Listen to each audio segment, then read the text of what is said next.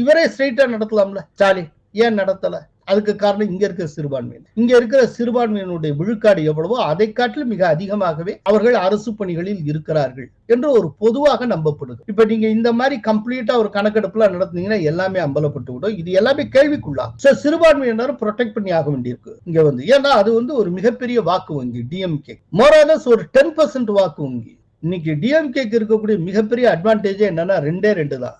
ஒன்னு, சிறுபான்மையினருடைய அசைக்க முடியாத வாக்கு வங்கி 10%. அந்த 10%க்கு எந்த முயற்சியும் இல்லாமல் அப்படியே அவங்களுக்கு விழுந்தும். சோ ஃபர்ஸ்ட் 10%க்கு அவங்களுக்கு எஃபர்ட் எடுக்க தேவையில்லை. அப்படியே ஓசி கிடைச்ச மாதிரி அந்த ஓட்டு. 10% ஓட்டுங்கிறது சாதாரணம் இல்ல. சோ அது ஈஸியா கிடைச்சது. ரெண்டாவது பலம் என்ன டிஎம்கேக்குன்னா கூட்டணி பலம். ஒரு அசைக்க முடியாத கூட்டணி. இந்த ரெண்டு சக்கரத்துல தான் டிஎம்கேங்கிற வண்டி ஓடிக்கிட்டு இருக்கு. அப்படிங்கிறப்போ இந்த ரெண்டுத்துக்கு ஆபத்தை ஏற்படுத்தக்கூடிய எந்த ஒரு வேலையும் ஸ்டாலின் மேற்கொள்ள மாட்டார். ஜாதிவாரி கணக்கெடுப்பு அப்படின்னு சொல்லிட்டு இந்த